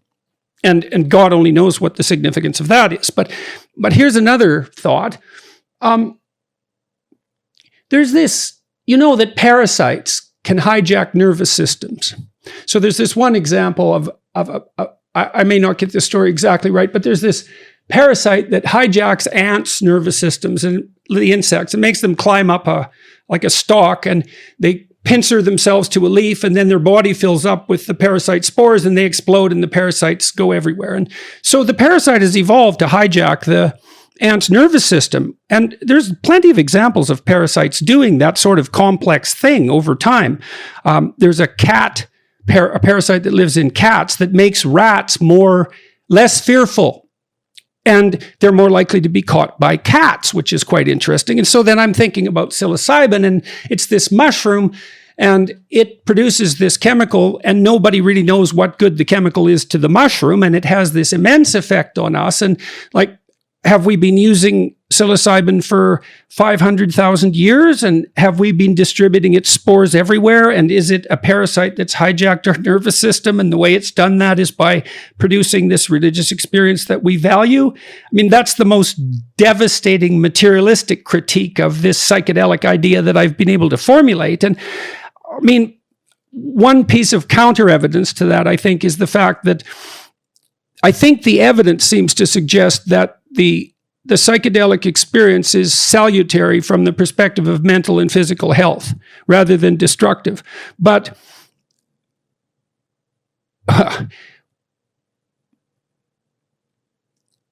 it looks like we've been using mushrooms for God only knows how long. I mean, it's certainly tens of thousands of years. It's certainly at least as far back as the last ice age. And God only knows how far back it is before that. As a biological thinker, say, what are your thoughts about that? Yeah. I don't know if I can take that on. I don't understand. I mean, it's a huge mystery. And and what role do these experiences play in the evolution of culture? So, let's start with that one. Well, and so, what roles do religions play in the evolution of culture? And, a really important and central role, right? The central role, it looks to me like integrated cultures, there's no distinction between their ritual and their dance and their music and their stories and their religion. That's all one thing. It's the central source of meaning that enables them to live as individuals and that unites them as a people. So that seems clear. So you can't just push the religious idea off to the side. That's a mistake. And I think the data for that are in. And so it's central. Well, now it seems shaped by these psychedelic experiences. So what the hell are we supposed to make of that? I don't even know what to make of that, either epistemologically, as a theory of knowledge, or ontologically. I don't know what that says about the structure of reality itself. Well, let's see. It provides an evolutionary explanation for why that might have been conserved, right? That there's something super adaptive about the religious experience in terms of evolution of culture and organization of culture. Well, I think, look, when I've tried to reduce this, I mean, that experience of awe. So we went to a whole conference on that. So if you see someone that you really admire, that shades into awe, and you can see that in the effect that celebrities have on the public. It can be paralyzing. So the admiration. There's a continuum between admiration and awe. And then you can easily make the case, I think, that admiration is the felt sense of the instinct to imitate. So you see children, maybe they'll hero worship someone, and then they'll imitate them, they'll copy them. They find someone who's in that zone of proximal development, and they start to copy them. Or they'll take on the identity of a hero or heroine in a movie. My little granddaughter, who's 3, for a year now, literally a year. She has two names, Scarlett and Ellie, Elizabeth. And we kind of call her one or the other. And if you ask her, is she Scarlett? She'll say yes. Is she Ellie? Yes. Is she Pocahontas? Yes. Is she Scarlett, Ellie, or Pocahontas? Pocahontas. 1 year. Now, she watched that Disney movie over and over, and she has a Pocahontas doll. But she's picked that figure, and that's quasi-mythological figure, obviously, not a historical figure. She's picked that as her identity. And I see that as we can imitate people. We talked about reality and hyper-reality before. Well, you can find someone you admire and they're real, or you can find someone who's a mythological figure and they're hyper-real. And the hyper-reality is so adaptive that imitating the hyper-real is more adaptive than imitating the real. And that's, to me, that's the essence of the religious instinct. It's to derive the hyper-real and then to imitate that. And I think that's what worship means, essentially, all with everything stripped away. And so that's a profound instinct, because human beings are unbelievable mimics. I mean, that's a very underappreciated element of our cognitive architecture, a fundamental element. And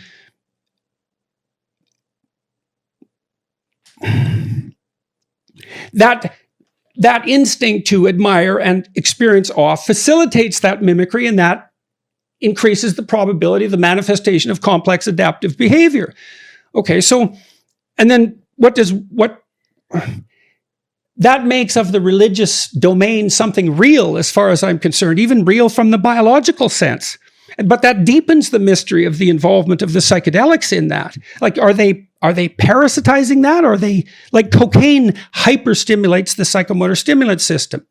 Well, does psychedelics hyperstimulate the imitation awe system? And is that an illusion, or is it in fact the revelation of something deeper? To circle back to the ontological question. So just recently I listened to a lecture that Francis Collins gave. Now, so Francis Collins, you may recognize, is director of the National Institutes on Health, and he was also the director of the Human Genome Project. You know, so he's as strongly credentialed a scientist as one can have, and yet he's a absolutely confirmed Christian. And so he was giving a lecture on the reconciliation of, I think he called it harmonization of a scientific and religious worldview. But he was laying out his arguments for the existence of God.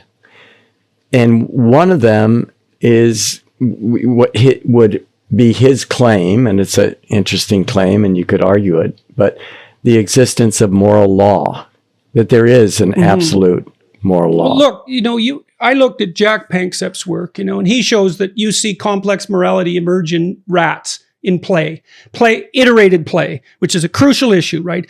What pattern of behavior is sustainably optimal across repeated social interactions? Well, you hear all these postmodern critiques say of hierarchical structure because of its predication on power. I think, no. Corrupt hierarchies are predicated on power. Functional hierarchies are predicated on reciprocity, on productive reciprocity. I was talking to this Jocko Willink, who was the commander of Fallujah in the 20 years ago, and he's a real warrior type, like a real intimidating person physically and mentally, for that matter. He talked about his Navy SEAL training, and he said, well, we were taught, it was pounded into us to have the back of the guy next to us. It wasn't like every powerful clambering ape for himself. Not at all. In these intensely competitive hierarchies, which would be, you'd think, as pure a manifestation of the power motive as would be possible, power is not the guiding ethos. And he said quite clearly, no, your men won't attend to you unless it's reciprocal. They have to know you have their backs. And So, and he made also a very sophisticated case for the development of verbal intelligence and the ability to communicate in strategizing and also in taking care of your team. And so I don't believe that, so what am I getting at in relationship to your last point? This religious, this emergent ethic, this natural law. Okay, so imagine now, hierarchies are organized around an ethical principle if they're to be stable and productive across long spans of time. And that pattern emerges cross-culturally. It's reciprocal productivity, something like that. There's more to it than that. Okay, now, you're selected for your success in those hierarchies based on your ability to manifest that pattern, because that'll push you up the hierarchy. That increases, as far as I can tell, that increases your attractiveness as a potential mate substantially. And so I think you can make a very deep biological case even for the emergent evolution of an ethical sense. And I think that does speak to people in the voice of their conscience. And that is part of well, then you think, well, if that's part of existence, how deep a part is it? How built in is it? And and that, I suppose, depends to some degree on how crucial consciousness is to being. Okay, so back to the gentleman that you were discussing. He was talking about a natural ethic. Yeah, I think as a pointer to God, something absolute about the nature of what moral law is, and from that standpoint, if you're willing to go that route, then maybe these experiences are actually pointing to something that is absolute and true and informative.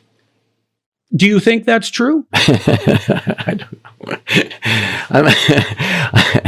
I'm a scientist. Look, it's fine to be investigating it. Yeah. I don't want to pin you down. No. Let's see. I'm trained as a scientist. My default is to be deeply curious and to be deeply skeptical. So right, which is the right attitude towards all of this. And so my response always is that I believe in the data, and so that remains an open question. But it's certainly fun to toy with as an alternative framing of what's going on. I mean, we're in the middle of this huge, huge mystery. So, historical significance. What do you think of the theories associating early Christianity and the sacrament with the ingestion of psychedelic substances? I don't know. I mean, certainly, it's quite plausible. I mean, if you read the accounts of the Aleutian mysteries and the kinds of experiences people had, it sure sounds like a psychedelic experience. At least some of those accounts. But we also know that those kinds of experiences can be engendered naturally as well, and so I don't want to discount that, that is a possibility. There's actually the psychedelic proponents, the enthusiasts, think that what we're laying down is the future. This is the most valuable tool there is, to open up to these kind of experiences. And I see it actually quite differently is we're learning about the capacity of the human species, of the organism, to have these experiences. And what I would suspect is that in 10, 20, 50 years, psychedelics are going to be considered very crude tools to engender these things. We're going to have much better ways and more precise ways to intervene in this process to occasion experiences of this sort. But to go back to your question, so is this plausible that it has played a role? It's certainly plausible. It seems quite unlikely that it accounts for the entirety of these kinds of transformations. It still leaves all sorts of things unsolved. Like, I mean, why did the worship of Dionysius transform into the worship of Christ, for example? I mean, even if there's psychedelic continuity there, that's a question that we can hardly pose, let alone answer. And I'm also extremely curious. I mean, this place, do you think it's reasonable to conceptualize the destination place of a trip as a place? I mean, that's what Greek mythology appears to do. That's what the mythology of the underworld appears to be about, as far as I can tell. What do you think about? We've talked about how psychedelics shed a different light on the structure of reality as we perceive it, but people also report going places that aren't here exactly. And the idea, the shamanic idea that the universe is a tree, I believe that's the tree of size, essentially, that's the realm from the subatomic to the cosmic. That's how that's portrayed in the primordial human imagination, and the shaman report traveling up and down those levels. And that's not out of keeping with the experiences that people report on psychedelics, unsurprisingly, because hypothetically they're derived from the same domain. And then there's the entity problem as well, especially with DMT. I know Rick Strassman, who studied DMT so intently, and I have never met Rick, but my impression from reading him is that he was a pretty buttoned down sort of guy when he got into the psychedelic field. He wasn't driven in there from the hippie end of things. It was more from the, skeptical intellect type or direction. But he appears to have been so shocked by what the DMT experience produced in terms of reports from people that, it was shocking to him, to say the least. And no wonder, because it seems that everyone who takes DMT reports going somewhere very fast and encountering all sorts of alien entities. But they also describe that as hyper-real. And if you object that those are figures of the imagination or even Jungian archetypes among those who would know of that sort of thing, that's not an acceptable explanation, apparently. So what do you make of that? Yeah. And well, the story with Rick Strassman is interesting because it was literally so disquieting to him that he ended up stopping his research, because he had such a high rate of his participants, talking about encountering entities within that he didn't know how to manage that. So one of the survey studies, who does? Right, because it just, what do you do with it? What do you do with data? Like, so you said you go where the data drives you, and fair enough, but sometimes the data itself is, you don't know what to do with it. And the DMT experiences certainly seem to fall in that category. Yeah. So we've run a number of interesting survey studies, and you mentioned them at the outset. One about God encounter experiences, and the other about entity encounters with DMT. And we did this is a survey study. We actually ended up getting data on 2,500 people who had a DMT entity encounter experience, and we gave them detailed questionnaires about the nature of those experiences. Most of them ended up feeling that they had encountered sentient and a conscious, benevolent, often sacred other in these experiences, which was surprising to us because based on the literature, I had thought that these entity encounter experiences might be something different than that. But importantly, most of the people claim to come out of the experience with a different sense of reality. The majority of them continue to think that the entity existed after the experience continues to exist. So they're not mere figments of the imagination. No, absolutely not. Their conception of reality has been shifted in a in a really fundamental and primary way. And so that's haunting. Now, one of the curiosities is that in a different survey, when we asked people about God encounter experiences, and we did that naturally occurring God encounters and psychedelic occasion God encounters, it actually was much of the same story. People felt that they were in the presence of a conscious, intelligent, benevolent entity, caring entity, and their worldview shifted. But these were people who went into this framing it in terms of a spiritual religious experience. The DMT people, very often didn't have a religious orientation to begin with, yet they come out with these beliefs. It's and we should point out to everyone who's listening that DMT is the active ingredient in the Amazonian ayahuasca, which is also a complete mystery in and of itself, because nobody can figure out how those shaman figured out how to make that stuff.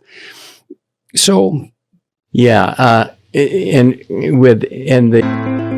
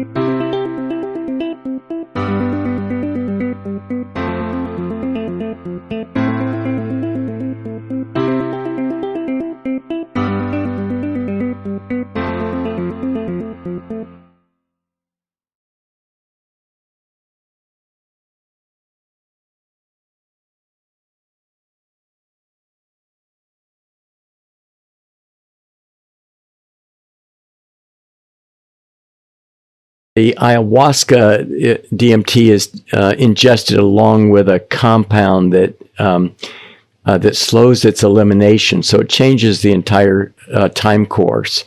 And in my sense, although entity encounters can occur with psychedelics generally, my impression is that the intensity of these kinds of entity encounter experiences and the probability are much greater with, this is smoked DMT. Or in the case of Rick Strassman, it was intravenous DMT, but it's a very fast onset. Right. Well, and that's pharmacologically relevant because one of the determinants of the effect of a drug is maximum blood level, say, or brain level, but another is the rate at which that level is attained. So, which is why injected cocaine is so much more potent and also dangerous than say, orally administered cocaine. Same with most drugs. So that rapidity of onset is relevant.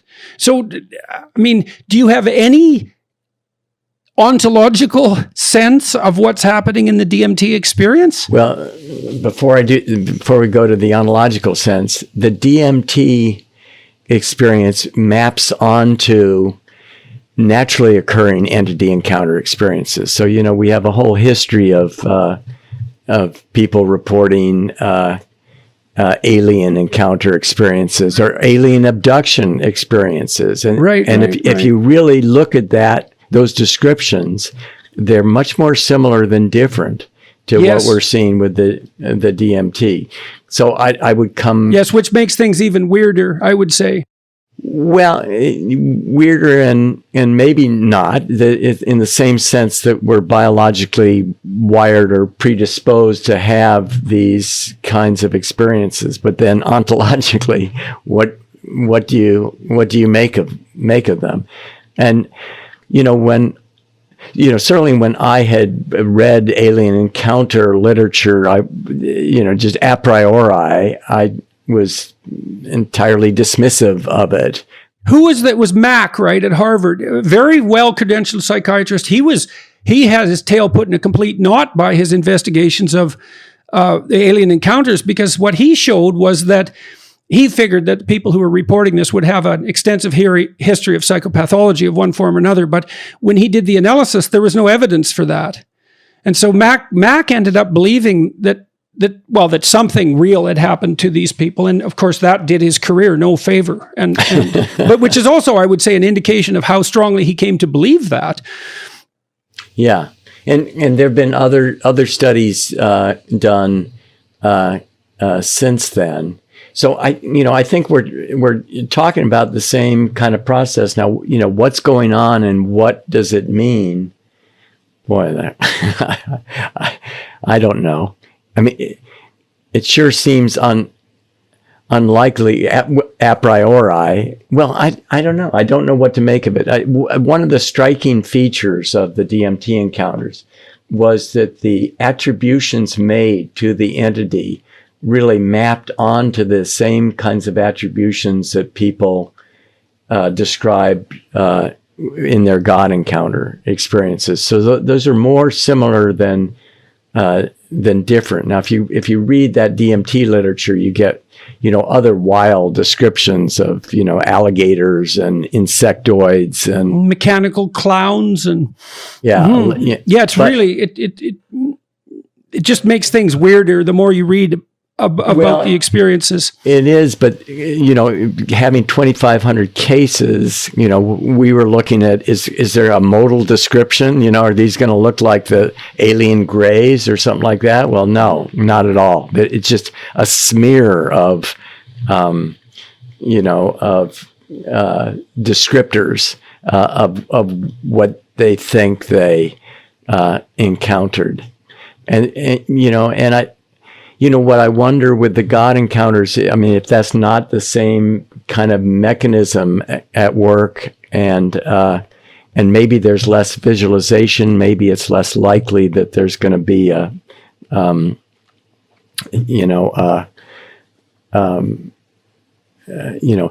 sense of encountering an embodied other, but there's something more ineffable about some of those experiences. Okay, so I'm gonna pull us in another direction because there's other things I really want to get your opinion about. Many things. Let's start with your studies in religious leaders. Like, what are you doing? What motivated you to do that? I really want to know why you're doing that, what you think will happen, what the cultural significance, because it's such a wild thing to do. Like you've already established the fact that these mystical experiences are reliably inducible. And now you're pulling in figures of significance in religious communities. So it's another thing I can't believe you've managed to do. But why and what are you seeing and what do you think is going to happen? Well, let's see. So I'm a little bit handicapped in how much I can say about that specific study, but let me describe that line of investigation. So that it just comes out of my own deep curiosity about the nature of these experiences and their spiritual religious significance.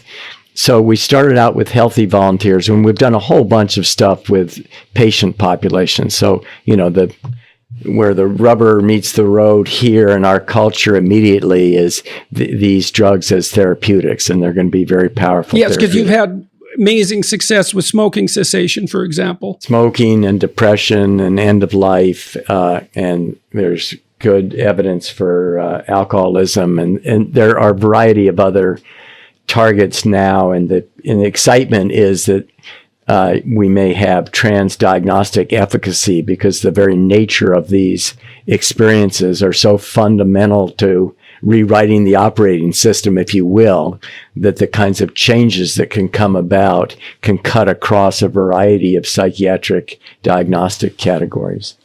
But so that work is going on. So a psychiatric drug that's not hampered by diagnostic diversity, essentially. Yeah, I mean, it's not going to work with everything, obviously, but but I think its application is going to be much broader than any psychiatric. Well, and as you already pointed out, we're not very good at this yet. Like, right. You've been investigating this for how long? Well, 20 years now. Right. Yeah. So, all things considered, a drop in the bucket. Yeah. So this other line of investigation, grew out of my interest in meditation. So we started with healthy volunteers. We did some just parametric work, just figuring out dose effects and replicability and stuff like that. And then we went on and we did a study in beginning meditators, people who were interested in taking on a meditation practice and who were psychedelic naive. And what we showed is, again, the mystical experience drives long-term trait level changes of the type that you mentioned in terms of openness, but there's a number of other trait level changes that occur very often in a pro-social direction, gratitude and altruism and that sort of thing.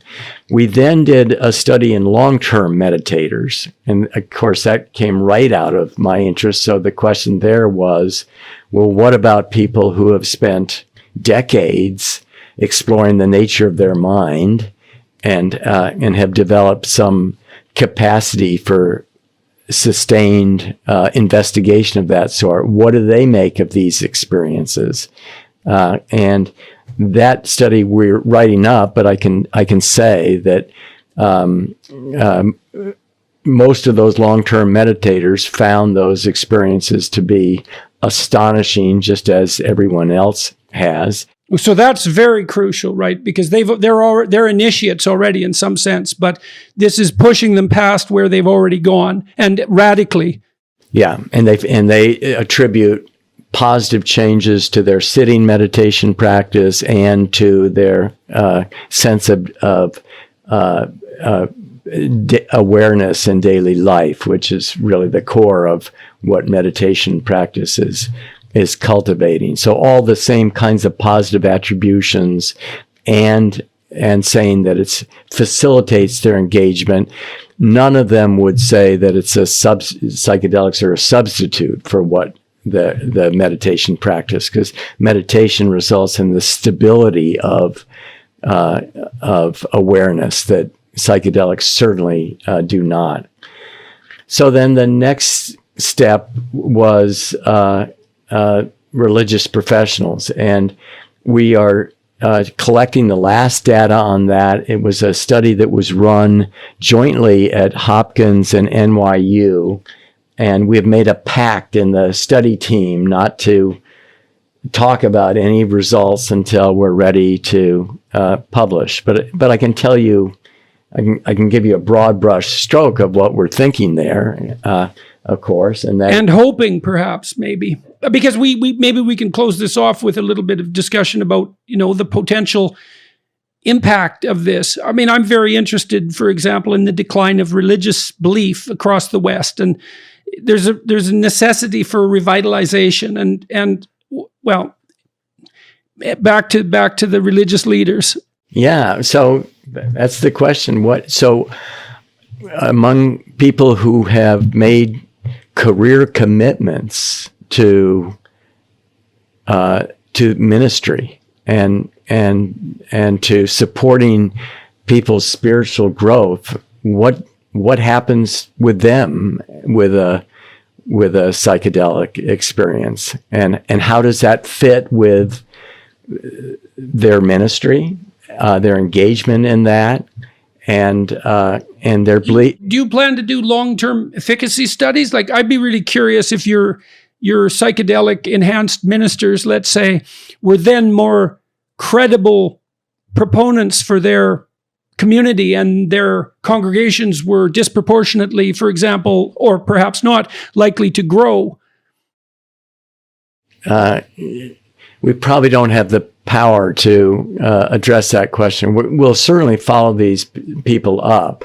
And the initial study, we have follow-up to 12 months. And we're doing a lot of qualitative work on this. I think what I can say without saying anything specific about the data is that the results are not inconsistent with that we have seen in healthy volunteers and beginning meditators and long-term meditators. That is, there's something astonishing about these experiences, and I'll have to leave it at that. But I think the implications are important. I mean, so the question is, how does this interact with faith traditions, and that's going to be an interesting story to tell and to have unfold. But I don't think I can say anything further about it. Yeah, well, yeah, fair enough. I guess I'm. So I can, backing off the study per se. I mean, there's something about these experiences that speak to the ineffable, and this whole project of organizing community around investigation and cultivation of the fruits of those kinds of experiences.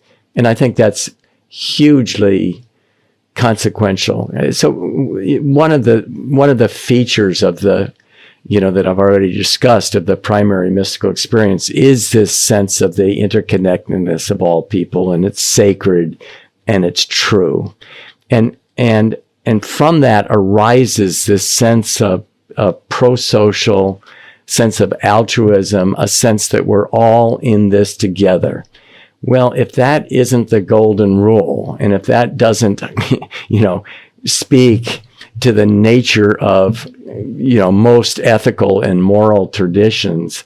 Okay, so I want to unpack that for a minute because it's so surprising. Like, you can go over that quickly and it doesn't sound surprising. So the drugs are producing an expansion of human experience that's meaningful and positive, but it's not hedonic, precisely. That isn't the system it's affecting.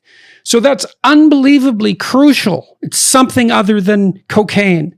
It's something other than incentive reward. Okay, so now it's lasting, and and then there's the pro-social element and the uniting element. So it's philosophical, but it's also ethical.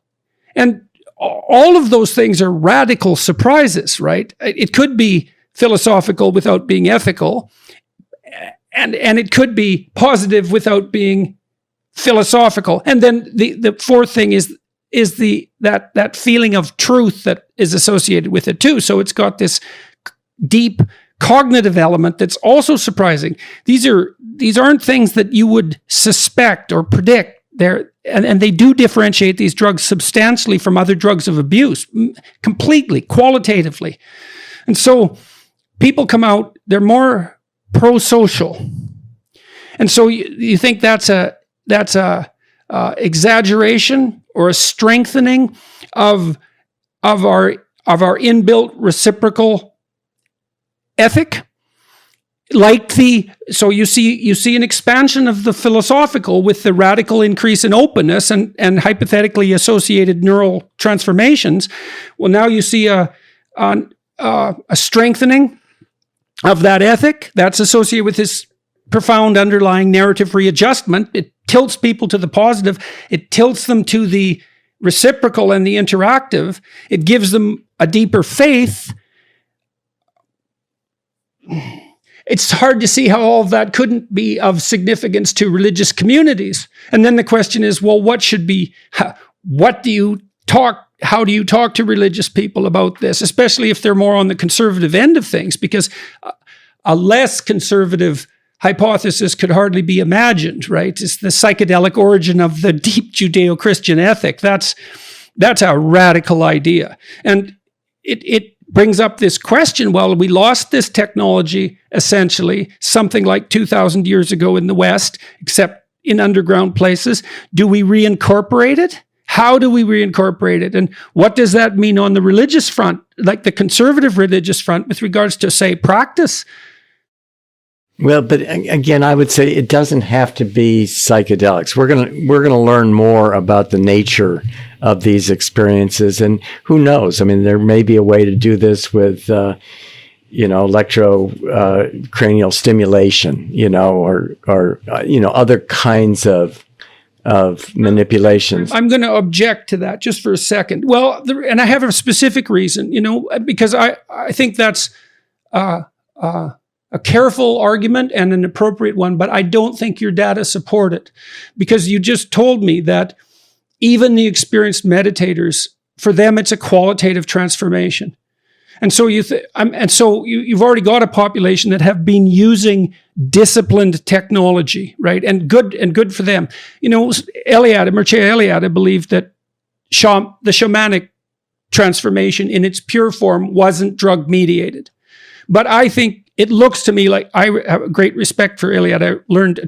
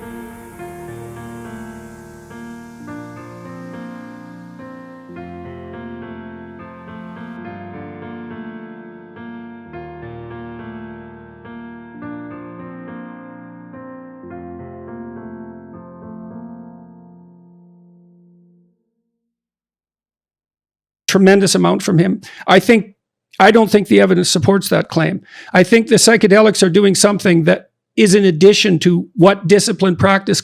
I mean, who knows what happens if you practice for 35 years, let's say, and that's all you do.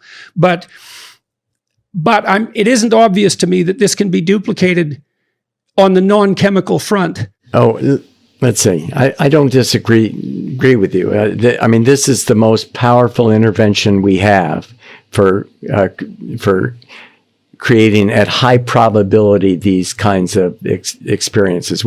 Nothing comes close to it. Well, and there's an intensity issue too, right? It's not just probability, but also intensity. Yeah, absolutely. But that doesn't mean that we're not going to refine this further and that there might not be another way to do it. Right. It also doesn't mean that disciplined practice is not advisable and that caution isn't the appropriate byword. Yeah, but there could be other physiological interventions, that aren't psychedelic drugs, aren't serotonin 2A agonists. So all I'm scoping out is that this is going to continue to unfold scientifically. But to get back to the implications, so these experiences are hugely pro-social and ethical, or speak to, basic ethics. And so, I've concluded, and it sounds to some like an overstatement, but I don't think it is, that actually unpacking this whole situation is crucial to the survival of our species. Because that impulse... Well, that's what the masters of the Eleusinian mysteries proclaimed, that what they're doing, that we would all die without that. We couldn't live without it. And so if we can understand this, the kinds of experiences that give rise to mutual caretaking, then we have the ability to solve all kinds of horrors that, our cultures have imposed on us. And you could imagine interfaith dialogues that could come out of exploration of these kinds of experiences across faith traditions. And my guess will be that the discovery is going to be, well, wait a second, the bedrock core and this is the kind of perennial philosophy, the bedrock core of most of these traditions is really quite similar. And so whether the future is integrating this into existing religious institutions, or seeing a evolution of our cultural institutions, that can incorporate this sort of thing is I think a question.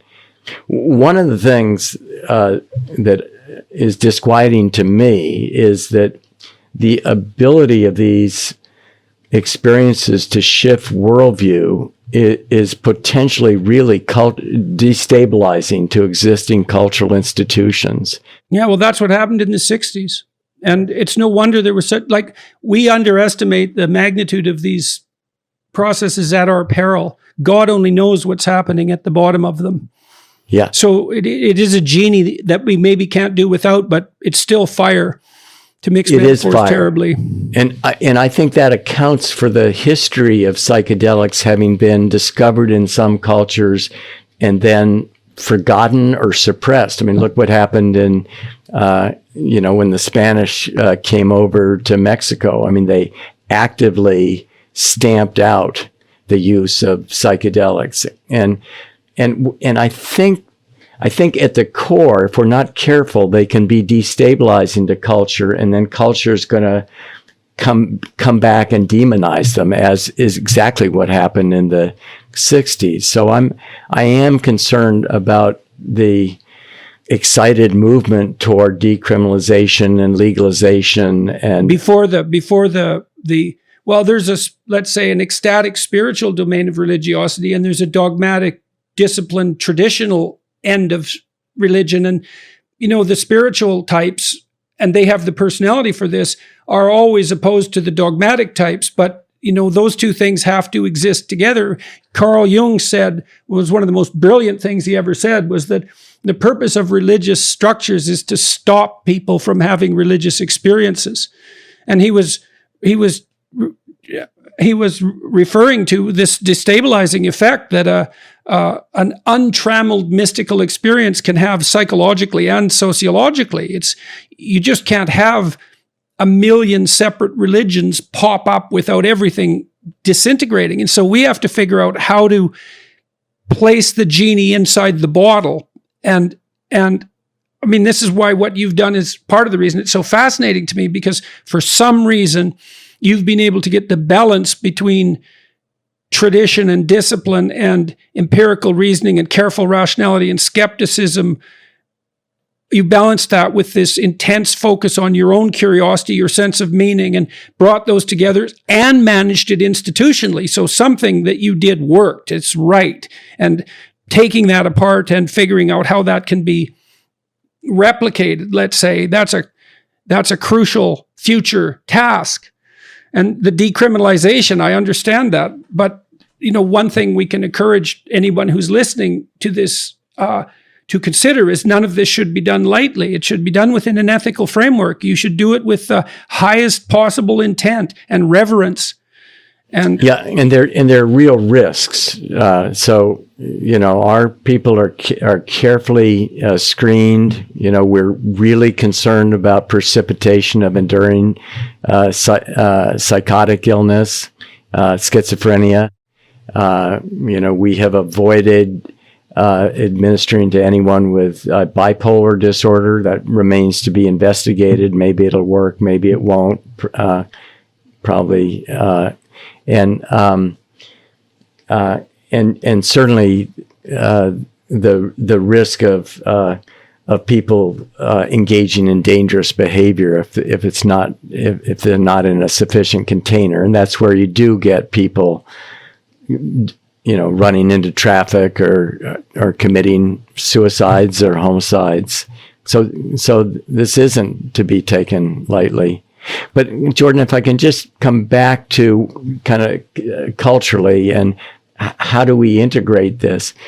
I'm almost thinking of this now in terms of an evolutionary sense, that we have to evolve the cultural institutions that can create the containers around these experiences such that they don't threaten our existing institutions, which are going to become reactive and demonize them and shut them down, and figure out the intelligent use of these compounds. And and you're doing that as a scientist, and now you're inviting religious leaders to participate in that process, which seems to me to be, are they, so just out of curiosity, for example, you'll have this group of religious leaders, this assembly of religious leaders who've now undergone this experience. So will they commune, and will they discuss collectively the implications of this? Because it's necessary to start thinking about how those social structures might be evolved. You have this first batch of people who already have made an ethical commitment and a disciplined choice. It would be fascinating it seems, to put them together for 3 or 4 days and say, well, look, now, what do we do with this? They're in a unique position, and to see what answers might arise from that. Yeah, Harvard School of Divinity is initiating a psychedelic chaplaincy program. I'm not sure of all the domains of that, but that's unbelievable. That's unbelievable. Yeah. Wow. So do you know when that's going to be launched? Let's see. I think they have declared that. You'd have to go online, but they're actually that should solve some of their enrollment problems. Well, yeah, but that's also relevant, right? It's like, look, okay, now you've cottoned onto something here that attracts people. Well, that's to be paid attention to, because the church is having a terrible time attracting people, especially young people, and so that can't be ignored, especially if those institutions are necessary. But right now, we have no path forward within our culture for approval of administration of psychedelic to well persons. We're capable of doing these studies as research projects, but we don't, and we have our FDA that approves drugs, but they're approving them to treat conditions of either psychological or physical suffering. Right. And so this is part of the coevolution that needs to happen.